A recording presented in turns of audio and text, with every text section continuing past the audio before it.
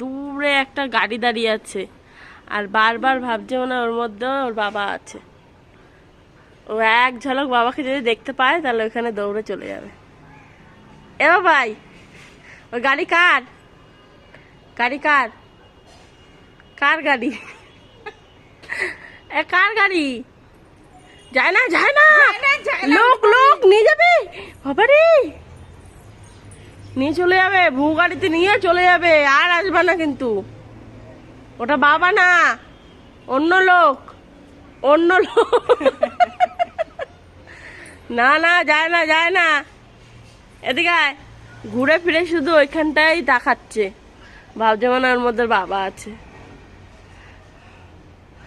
কেমন অসহায়ের মতো তাকিয়ে আছে দেখো। ডাকো ডাকো,